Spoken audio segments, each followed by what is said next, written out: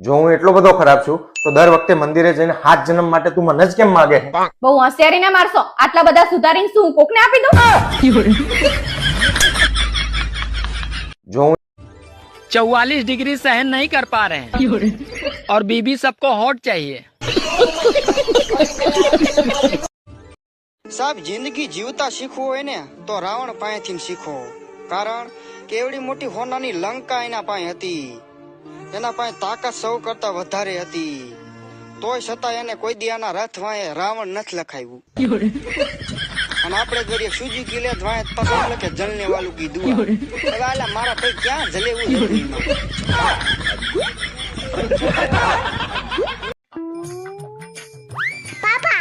बच्चे भगवान के रूप होते हैं। हाँ बेटा, बच्चे भगवान के रूप होते हैं। तो मेरी मम्मी को समझाओ ना, भगवान को झाड़ू से पीटते हैं।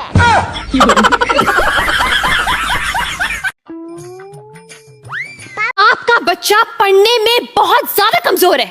लिखने में कैसा है?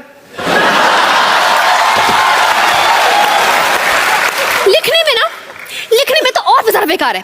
मतलब उसको अपनी खुद की राइटिंग समझ में नहीं आती है। अरे वाह, मेरा बच्चा डॉक्टर बनेगा। आपका बच्चा पढ़ने में सोने की स्याही से मेरी किस्मत की लकीर खींच दी। मैंने तो बेटी मांगी थी कान्हा से, उन्होंने अपनी राधा भेज दी। छन छन करती नन्ही परी जब दौड़ी दौड़ी आती है, खिल जाता है।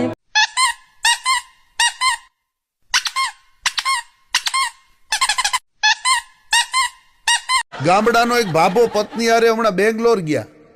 હવે એટલી લોકલ સિટી બસમાં ગળદી, ચડવાનો મેળ ન ખાય. માડીને પેલા ચડાવી દીધા ને કંડક્ટર ઇંગ્લિશમાં બોલ્યો કે નો મોર નો મોર નો મોર. અને કાઠિયાવાડી ભાભો ખારો થયો કે ઢેલું બધી ચડી ગઈ અને મોરલાનો વારો આવે ત્યારે નો મોર કયો છો? મોરલા તો ચડવાના છે. હમણાં એક બેન ડોક્ટર પાસે ગયા ને, તે ડોક્ટરને કે સાહેબ મારા ઘરવાળા એ કે નીંદરમાં બડબડે છે, બડબડાટ કરે છે, કંઈક દવા આપો. તે અમારા ગાયત્રી ક્લિનિક રાઠોડ સાહેબ છે, તો રાઠોડ સાહેબે દવા દીધી કે આલ્યો કે હવે બડબડાટ નહીં કરે, આ દવા એને આપી દેજો. તે બેન કે બડબડાટ બંધ નથી કરવાનો. કે તો કે બડબડાટ કરે ત્યારે સ્પષ્ટ મને સંભળાય એવી દવા આપો. અને સાંભળવું છે. હમણાં એક બેન ડોક્ટર 5-6 જણા દારૂ પી ગયા ને તે ધોમ થઈ ગયા વાળીએ. તો એક જણો કે આના ઉપર જમવાનું નોનવેજ હોય તો મજા આવે, શાકાહારી નો હાલે. તો એક બીજો પી ગયો તો એ કે મારે બોકડો છે મસ્તીનો કીરે, પણ મારે તો જવાય નહીં. તમે કોક અળપ કરો તો થાય. તો 2 જણા કે અમે જાય કે જાપલીમાં હાથ નાખશો તો ખાલી હરિયો ભરાવેલો જઈશે, ખુલી જાય ને પોસા પૈકી ઉપાડીને આવતા રહીજો. તે રાતે લઈ આવ્યા, ભોજન કરી ગયા અને હુઈ ગયા નિયન. સવારે ઓલો કીરે ગયો એને પસ્તાવો થયો, મારો બોકડો મરવી નાખ્યો. ફળિયામાં જઈને એની ઘરવાળીને કે બોકડો ક્યાંય ગયો? તો કે બોકડો તો આ નવેડામાં બાંધ્યો, પણ રાતનો કૂતરો જડતો નથી. મારો અનુભવ તમને કહું, પત્ની આગળ બહુ ખોટું દોઢું ન થવું. મારો અનુભવ તમને જણાવું.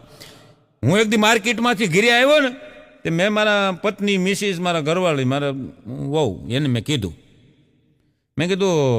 આજ માર્કેટમાં મેં કીધું એવી સ્ત્રી જોઈ, બિલકુલ તારા જેવું નાક, તારા જેવા કાન અને તારા જેવો આમ અંબોડો વાળેલો અને બિલકુલ આમ ઝેરોક્સ કોપી, તું જોઈ લે એમ એવી સ્ત્રી જોઈ મેં. હવે એણે જે મને પ્રશ્ન કર્યો ને એમાં હું હલવાણો. મને એણે એમ કીધું ગમી.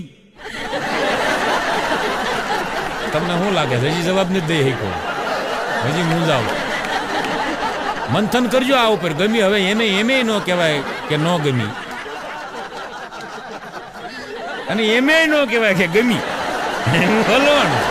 મને એમ છે કે આ ખોટો દોઢો ન થયો તો સારું. એટલે પત્ની આગળ છે ને ખોટું દોઢું ન થવું. અત્યારે તમને કહું 10-12 વર્ષના છોકરા હોય ને, એને તમે કોઈક દીક વાતું કરતા સાંભળજો, એ વાતું કરતા હોય. આજે મારી ગર્લફ્રેન્ડનો મેસેજ ન આવ્યો, હું કરતી છે. લે હવે 10 વર્ષનું શું ભણવામાં ધ્યાન રાખ. પ્રેમ કરવા વાળા રૂપ નથી જોતા, લોહી પીવા વાળા ગ્રુપ નથી જોતા.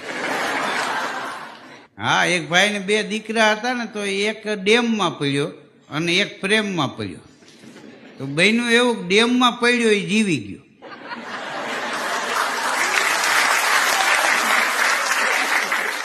પ્રેમ કામ નહીં કરે. અત્યારની દીકરીઓને સાહેબ કામ કાંઈ કરવું જ નથી.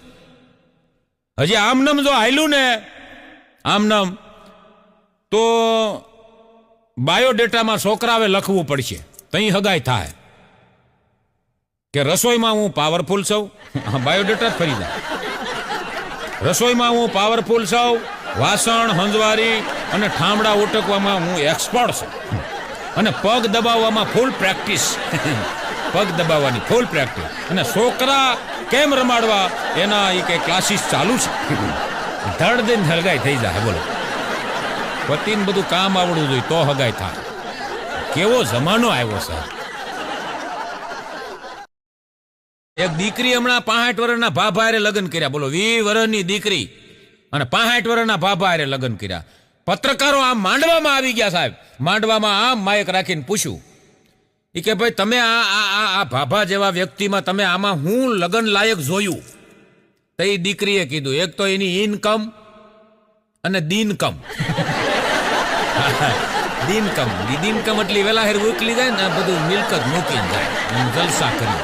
એક દીકરી એક પત્ની પ્રભુ પાસે પ્રાર્થનામાં કાગે છે ને એકનો એક પતિ 7 જન્મ સુધી માગે છે.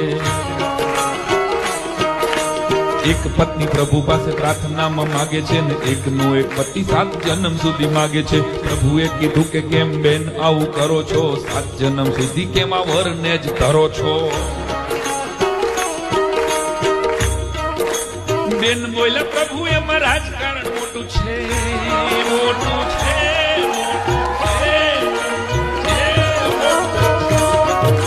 બેન બોલ્યા, પ્રભુ એમાં રાજકારણ મોટું છે, ટ્રેન કર્યો એને પછી ગુમાવો એ ખોટું છે. નવા વર્ષને નવું હતું એકડે એકથી શીખવવું, આના કરતા આની સાથે હાથ ભવ રહી લેવું, આના કરતા આની સાથે હાથ ભવ રહી લેવું, આના કરતા આની હાથ ભવ રહી લેવું. Jokes musical. એક વાણિયા હવારમાં દુકાન ઉકાળે ને પૂરો હરણાઈ વાળો આવીને હરણાઈ વગાડે. શેઠ કે વાહ પૂરા વાહ, શું શરણાઈના મથુરા સૂર છે. પૂરો કે શેઠ વાહ વાહ પેટ નો ભરાય, કાંઈક રાજી કરો.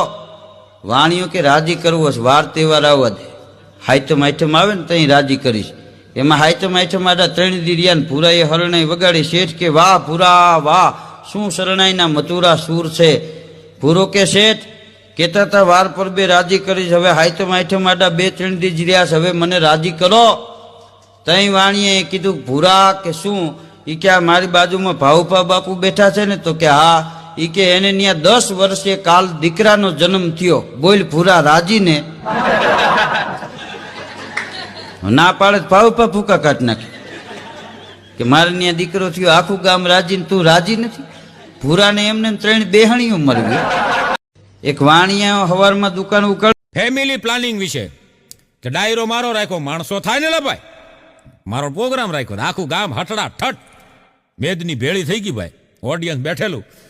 એમાં ફેમિલી પ્લાનિંગ વાળાના એક અધિકારીએ શરૂઆતમાં ભાષણ કર્યું કે આપણું ગામ, આપણો દેશ બરબાદ થઈ રહ્યો છે, વસ્તી વધી રહી છે, અને આ વસ્તી જો અટકશે નહીં તો દેશ આનાથી પણ બરબાદ થતો જશે.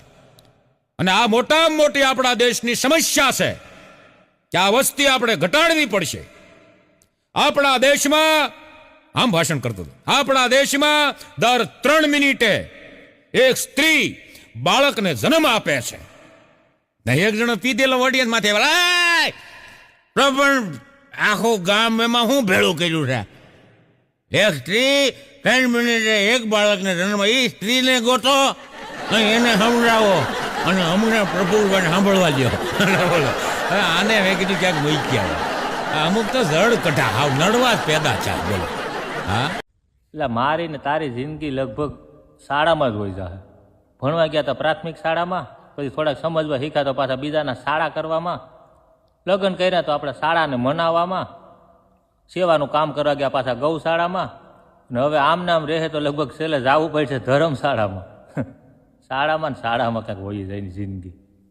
सर गांधी जी पर ऐसा ऐतिहासिक एस्से लिखा ना आपके बेटे ने, आप बस इसका एस्से सुनते जाइए। सबसे बड़े गांधी जी 2000 वाले थे जो अब बंद हो चुके हैं। 500 वाले गांधी जी खुले करवाते ही गायब हो जाते हैं। लोग गांधी जी उधार मांग कर ले जाते हैं पर वापस करने में घोड़े खुलवा देते हैं। जिनके पास बहुत सारे गांधी जी होते हैं समाज में उनकी बहुत ज्यादा इज्जत होती है। जिनके पास गांधी जी नहीं होते हैं उनको कोई नहीं पूछता। गांधी जी के ना होने पर सब रिश्ते अपनी औकात दिखा देते हैं। हमारे जीवन में गांधी जी की इतनी कमी है जो सिर्फ बैंक लूट कर ही पूरी की जा सकती है। सर गांधी